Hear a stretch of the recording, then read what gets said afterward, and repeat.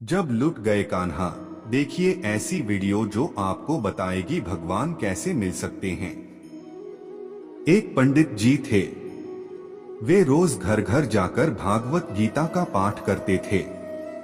एक दिन उन्हें एक चोर ने पकड़ लिया और कहा, तेरे पास जो कुछ भी है मुझे दे दो। तब पंडित जी बोले कि बेटा, मेरे पास कुछ भी नहीं है। तुम एक काम करना, मैं यहीं पड़ोस के घर में जाकर भागवत गीता का पाठ करता हूँ। वो यजमान बहुत दानी लोग हैं। जब मैं कथा सुना रहा होऊंगा, तुम उनके घर में जाकर चोरी कर लेना। चोर मान गया। अगले दिन जब पंडित जी कथा सुना रहे थे, तब वो चोर भी वहां आ गया। तब पंडित जी बोले कि यहाँ से मीलों दूर एक गांव है, वृंदावन। वहां पर एक लड़का आता है जिसका नाम कान्हा है। वो हीरों जवाहरातों से लदा रहता है। अगर कोई लूटना चाहता है तो उसको लूटो। वो रोज रात को उस पीपल के पेड़ के नीचे आता है जिसके आसपास बहुत सी झाड़ियां हैं। चोर ने ये सुना और खुशी खुशी वहां से चला गया। वो चोर अपने घर गया और अपनी बीवी से बोला कि आज मैं एक कान्हा नाम के बच्चे को लूटने जा रहा हूँ। मुझे रास्ते में खाने के लिए कुछ बांध कर दे दो। पत्नी ने कुछ सत्तू उसको दे दिया और कहा कि बस यही है जो कुछ भी है। चोर वहां से ये संकल्प लेकर चला कि अब तो मैं उस कान्हा को लूट के ही आऊंगा। वो पैदल ही पैदल टूटे चप्पल में ही वहां से चल पड़ा। रास्ते में कान्हा का नाम लेते हुए वो अगले दिन शाम को वहां पहुंचा, जो जगह उसे पंडित जी ने बताई थी। अब वहां पहुंचकर उसने सोचा कि अगर मैं यहीं सामने खड़ा हो गया तो बच्चा मुझे देखकर भाग जाएगा, तो मेरा यहां आना बेकार हो जाएगा। इसलिए उसने सोचा क्यों न पास वाली झाड़ियों में ही छुप जाऊं। वो जैसे ही झाड़ियों में घुसा, झाड़ियों के कांटे उसे चुभने लगे। उस समय उसके मुंह से एक ही आवाज आई, कान्हा कान्हा। उसका शरीर लहूलुहान हो गया, पर मुंह से सिर्फ यही निकला, कान्हा आ जाओ, कान्हा आ जाओ। अपने भक्त की ऐसी दशा देख के कान्हा जी चल पड़े। तभी रुक्मणी जी बोली कि प्रभु कहाँ जा रहे हो, वो आपको लूट लेगा। प्रभु बोले कि कोई बात नहीं, अपने ऐसे भक्तों के लिए तो मैं लुट जाना तो क्या मिट जाना भी पसंद करूंगा। ठाकुर जी बच्चे का रूप बना के आधी रात को वहां आए। वो जैसे ही पेड़ के पास पहुंचे, चोर एकदम से बाहर आ गया और उन्हें पकड़कर बोला, ओ कान्हा, तूने मुझे बहुत दुखी किया है। अब ये चाकू देख रहा है न, अब चुपचाप अपने सारे गहने मुझे दे दे। कान्हा जी ने हंसते हुए उसे सब कुछ दे दिया। चोर हंसी खुशी अगले दिन अपने गांव में वापस पहुंचा। सबसे पहले उसी जगह गया जहां पर पंडित जी कथा सुना रहे थे। जितने भी गहने वो चोरी करके लाया था, उनका आधा उसने पंडित जी के चरणों में रख दिया। जब पंडित जी ने पूछा कि ये क्या है, तब उसने कहा, आपने ही मुझे उस कान्हा का पता दिया था। मैं उसको लूट के आया हूँ और ये आपका हिस्सा है। पंडित जी ने सुना तो यकीन ही नहीं हुआ। वे बोले कि मैं इतने सालों से पंडिताई कर रहा हूँ, वो मुझे आज तक नहीं मिला। तुझ जैसे पापी को कान्हा कहाँ से मिल सकता है। चोर के बार बार कहने पर पंडित जी बोले कि चल, मैं भी चलता हूँ तेरे साथ वहां पर। मुझे भी दिखा कि कान्हा कैसा दिखता है। और वो दोनों चल दिए। चोर ने पंडित जी को कहा कि आओ मेरे साथ यहाँ पे छुप जाओ। दोनों का शरीर लहूलुहान हो गया और मुंह से बस एक ही आवाज निकली, कान्हा कान्हा आ जाओ। ठीक मध्य रात्रि कान्हा जी बच्चे के रूप में फिर वही आए। दोनों झाड़ियों से बाहर निकल आए। पंडित जी की आंखों में आंसू थे। वे फूट फूट के रोने लग गए। चोर के चरणों में गिर गए और बोले कि हम जिसे आज तक देखने के लिए तरसते रहे, जो आज तक लोगों को लूटता आया है, तुमने उसे ही लूट लिया। तुम धन्य हो। आज तुम्हारी वजह से मुझे कान्हा के दर्शन हुए हैं। तुम धन्य हो। सीख ऐसा है हमारे कान्हा का प्यार अपने सच्चे भक्तों के लिए। जो उसे सच्चे दिल से पुकारते हैं तो वो भागे भागे चले आते हैं। प्रेम से कहिए श्री राधे, मेरो तो गिरधर गोपाल दूसरो न कोई। जो भी भक्त हमारे इस वीडियो को देख रहे हैं वह कृपा करके इस चैनल को सब्सक्राइब जरूर कीजिएगा। जो भी भक्त इस चैनल को सब्सक्राइब कीजिएगा उनको और उनके परिवार को हमारी कृपा सदैव बना रहेगा। गीता के उपदेश जीवन आसान बना देंगी। गीता में लिखी ये 8 बातें, हर कदम पर मिलेगी कामयाबी। गीता कर्म करने और जीवन में आगे बढ़ते रहने की प्रेरणा देती है। गीता के बातों का अनुसरण करने से जीवन बदल जाता है और व्यक्ति को हर काम में सफलता मिलती है।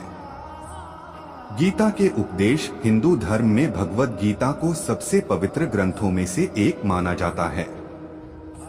श्रीमद् भागवत गीता में भगवान कृष्ण के उन उपदेशों का वर्णन है जो उन्होंने महाभारत युद्ध के दौरान अर्जुन को दिया था। गीता में 18 अध्याय और 700 श्लोक हैं, जिनमें धर्म के मार्ग का अनुसरण करते हुए कर्म करने की शिक्षा दी गई है। शास्त्रों के अनुसार भगवद गीता में मनुष्य को अपनी हर समस्या का हल मिल सकता है। माना जाता है कि गीता के बातों का अनुसरण करने से जीवन बदल जाता है और व्यक्ति को हर काम में सफलता मिलती है। इसके साथ ही गीता में सफलता के कुछ मंत्र भी बताए गए हैं जिन्हें आप जीवन में उतार सकते हैं। गीता कर्म करने और जीवन में आगे बढ़ते रहने की प्रेरणा देती है। ऐसे में आइए जानते हैं गीता के उन रहस्यमयी बातों को जिसे हर मनुष्य को अपने जीवन में उतारनी चाहिए। किसी भी कार्य को टाले नहीं। श्रीमद् भगवत गीता के अनुसार भगवान श्री कृष्ण कहते हैं कि कभी भी किसी काम को टालना नहीं चाहिए। निश्चित समय पर अपना काम को पूरा कर लेनी चाहिए। अगर आप कोई व्यक्ति ऐसा करता है तो वो हमेशा सफलता को प्राप्त करता है। वहीं अगर आप हमेशा अपने कर्म से भागते रहेंगे तो भी आप जीवन में सफलता हासिल नहीं कर पाएंगे। गीता में कहा गया है कि यदि व्यक्ति का कर्म सही दिशा में हो तो वह बड़ी से बड़ी मुश्किल का सामना भी आसानी से कर लेता है और कभी उसे असफलता का सामना नहीं करना पड़ता है। इन लोगों को ही मिलती है सफलता। भगवद गीता में भगवान श्री कृष्ण कहते हैं कि जरूरी नहीं है कि हर व्यक्ति हर काम में माहिर हो या वो सभी कार्यों को सही तरीका से कर सकते हैं। इसलिए अपनी शक्ति पहचानें और उसी काम को करने का प्रयास करें जिसमें आप अच्छे हैं। इससे भी आपकी सफलता निश्चित है। कभी कभी हम लोग सोचते हैं कि मैं बनान ये चाहते थे और बन ये गए हैं, लेकिन भगवान श्री कृष्ण कहते हैं कि आप वही जीवन में कर पाते हैं जिसके लिए आपका जन्म हुआ है। धरती पर खुद पर नियंत्रण है बेहद जरूरी। डर लगने में कोई बुराई नहीं है, लेकिन उस डर को कभी भी खुद पर हावी न होने दें। खुद पर काबू रखकर ही सफलता को पाना संभव है। व्यक्ति का मस्तिष्क तभी तक उसका मित्र है जब तक वह उसके नियंत्रण में है। जब आपका दिमाग आपके नियंत्रण से बाहर हो जाता है तो वही उसका सबसे बड़ा शत्रु भी बन जाता है। इसीलिए जब तक आप सही है और जीवन में कोई गलती नहीं करते हैं तो आप किसी से बिल्कुल भी न डरे। खुद पर नियंत्रण है बेहद जरूरी। डर लगने में कोई बुराई नहीं है, लेकिन उस डर को कभी भी खुद पर हावी न होने दें। खुद पर काबू रखकर ही सफलता को पाना संभव है। व्यक्ति का मस्तिष्क तभी तक उसका मित्र है जब तक वह उसके नियंत्रण में है। जब आपका दिमाग आपके नियंत्रण से बाहर हो जाता है तो वही उसका सबसे बड़ा शत्रु भी बन जाता है। इसीलिए जब तक आप सही है और जीवन में कोई गलती नहीं करते हैं तो आप किसी से बिल्कुल भी न डरे। भगवान गीता के अनुसार किसी भी व्यक्ति को खुद से बेहतर कोई नहीं जान सकता। इसलिए स्वयं का आकलन करना बेहद जरूरी है। हम लोगों को हमेशा लगता है कि वो काम नहीं कर सकते हैं जो कोई दूसरा करता है। गीता के अनुसार जो भी व्यक्ति अपने गुणों और कमियों को जान लेता है वह अपने व्यक्तित्व का निर्माण करके हर काम में सफलता प्राप्त कर सकता है। अपने मन पर नियंत्रण रखें। श्री कृष्ण कहते हैं कि कई बार हमारा मन ही हमारे दुखों का कारण बन जाता है। गीता के अनुसार जिस व्यक्ति ने अपने मन पर काबू पा लिया, उसे नियंत्रण करने की कला सीख लिया है, तो वह मन में पैदा होने वाली बेकार की चिंताओं और इच्छाओं से भी दूर रहता है। इसके साथ ही व्यक्ति को अपने लक्ष्य को भी आसानी से प्राप्त कर लेता है। अपने क्रोध पर काबू रखें। कहा जाता है मनुष्य का पतन का मुख्य कारण क्रोध ही होता है। क्रोध में कोई भी व्यक्ति खुद पर नियंत्रण खो बैठता है और आवेश में आकर गलत कार्य भी कर देता है। कभी कभी गुस्से में व्यक्ति खुद का अहित कर बैठता है। इसलिए क्रोध को खुद पर हावी नहीं होने देना चाहिए। गीता में श्री कृष्ण ने बताया है कि यदि गुस्सा आए तो स्वयं को शांत रखने का प्रयास करें। फल की इच्छा छोड़ देना चाहिए। गीता में श्री कृष्ण के उपदेश के अनुसार मनुष्य को फल की इच्छा छोड़कर कर्म पर ध्यान देना चाहिए, क्योंकि मनुष्य जैसा कर्म करता है उसे फल भी उसी के अनुरूप मिलता है। इसीलिए कर्मयोगी को कभी भी फल की चिंता नहीं करनी चाहिए। स्पष्ट नजरिया रखें। गीता के अनुसार व्यक्ति को संदेह या संशय का स्थिति में नहीं रहना चाहिए। जो लोग संशय का स्थिति में रहते हैं उनका भला नहीं हो सकता है। जीवन में स्पष्ट नजरिया होना चाहिए। किसी भी मनुष्य का लक्ष्य एकदम सीधा होना चाहिए, यानी कहें तो वो अपने लक्ष्य से भटकना नहीं चाहिए। ज्योतिष संबंधित चुनिंदा सवालों के जवाब प्रकाशित किए जाएंगे। ज्योतिष शास्त्र में कई ऐसे उपाय बताए गए हैं जिन्हें करने से जीवन की हर परेशानी दूर की जा सकती है। ये उपाय करियर, नौकरी, व्यापार, पारिवारिक कलह सहित कई अन्य कार्यों में भी सफलता दिलाते हैं। नीचे दिए गए विभिन्न समस्याओं के निवारण के लिए आप एक बार ज्योतिषीय सलाह जरूर ले सकते हैं।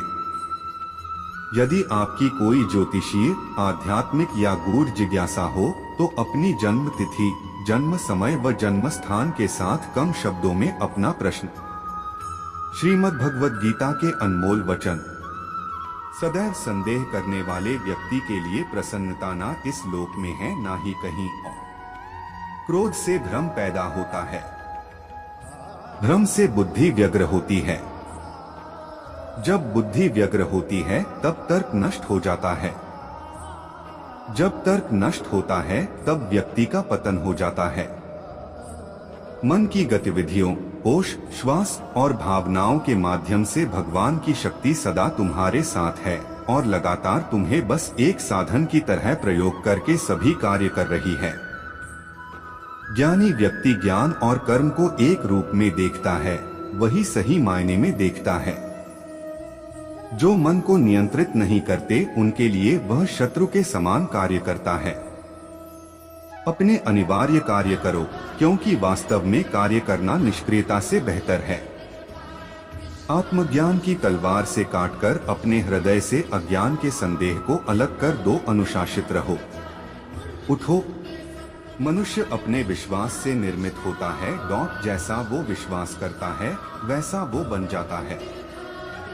नरक के 3 द्वार हैं, वासना, क्रोध और लालच। इस जीवन में ना कुछ होता है ना व्यर्थ होता। मन अशांत है और उसे नियंत्रित करना कठिन है, लेकिन अभ्यास से इसे वश में किया जा सकता है। लोग आपके अपमान के बारे में हमेशा बात करेंगे। सम्मानित व्यक्ति के लिए अपमान मृत्यु से भी बदतर है। जो भी भक्त हमारे इस वीडियो को देख रहे हैं वह कृपा करके इस चैनल को सब्सक्राइब जरूर कीजिएगा। जो भी भक्त इस चैनल को सब्सक्राइब कीजिएगा उनको और उनके परिवार को हमारी कृपा सदैव बना रहेगा।